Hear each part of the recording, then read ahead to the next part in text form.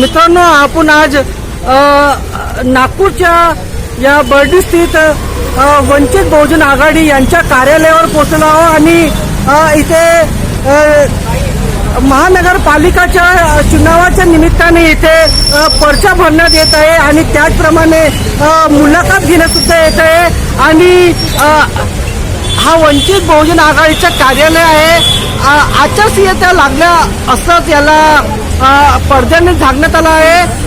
हा कार्यालय आहे आणि महानगरपालिकाच्या चुनावाची तारीख डिसाईड झालेली आहे आणि त्यानंतर लगबगीने वंचित बहुजन आघाडीच्या कार्यालयाजवळ मोठी गर्दी झाली आहे पर्चा दाखल करण्यासाठी आणि वरिष्ठांकडून तिथे मुलाखत घेत येत आहे आणि त्याप्रमाणे त्यांची मुलाखत घेऊन योग्य व्यक्ती त्यांची निवड करून त्यांना वंचित बहुजन आघाडीच्या वतीने नेतृत्व करण्यात येत आहे. तुम्ही पाहू शकता हा कार्यालयामध्ये लोकांची इथे मोठी गर्दी जमलेली आहे आणि हा या इथे लोकांचं येणं चालूच आहे. तरी पण या कार्यालयामध्ये महानगरपालिकाचे चुनाव आहे आणि चुनावाच्या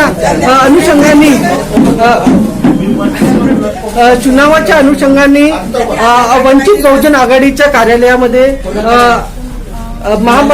इथे पर्चा भरणं फॉर्म भरणं चालू आहे आणि त्याचप्रमाणे इथे ज्या ज्यांना वंचित बहुजन आघाडी यांच्या नेतृत्वामध्ये चुनाव लढत आहेत त्यांना फॉर्म भरून त्यांची मुलाखत घेण्यात येत आहे आणि वरिष्ठाकडून त्यांची एक मुलाखत घेऊन ज्यांना योग्य तो कॅन्डिडेट निवड करून त्यांना वंचित बहुजन आघाडीच्या वतीने चुनाव लढण्यासाठी त्यांना प्राप्त ठरवण्यात येणार आहे आणि त्याच अनुषंगाने इथे मोठ्या संख्येने वंचितचे कार्यकर्ते सुद्धा आणि ज्यांना वंचित बहुजन आघाडीच्या नेतृत्वामध्ये लढायचं आहे त्यांनी सुद्धा इथे आपली हजेरी दाखवलेली आहे.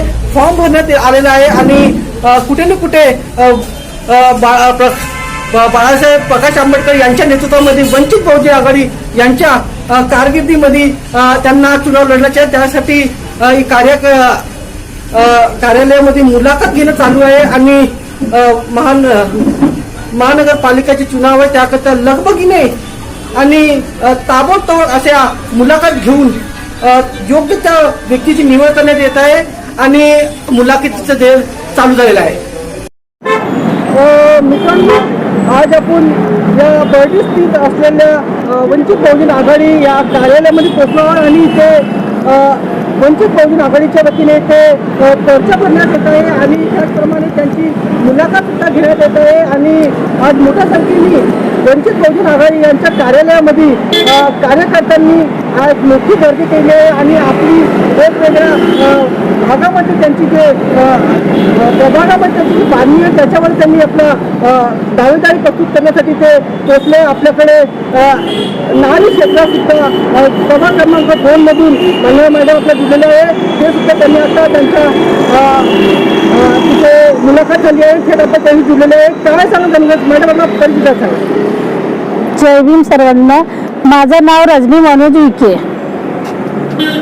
काय सांगणार मॅडम आज आपली मुलाखत झालेली आहे आपण कोणत्या प्रभागामध्ये आपल्या नेतृत्व प्रभाग क्रमांक 2 मधून ते नारी क गटातून आहे. वंचित बहुजन आघाडीवर लढण्यास इच्छितो. आजच माझी मुलाखत झाली आहे. साधारण प्रश्न विचारून मला वंचित बहुजन आघाडीच्या वरिष्ठांनी नेतृत्व देण्याची परवानगी दिली आहे. मला जर लढण्याची संधी मिळाली तर मी बाळासाहेब आंबेडकरांच्या नेतृत्व मजबूत करण्यासाठी लढणार. वंचित बहुजन आघाडीचा वंचित बहुजन आघाडीचा बाळासाहेब तुम संघर्ष करो हम तुम्हारे साथ हैं. बाळासाहेब तुम संघर्ष करो हम तुम्हारे साथ हैं. तुझे दादा आगे बढ़ो हम तुम्हारे साथ हैं. जय भीम.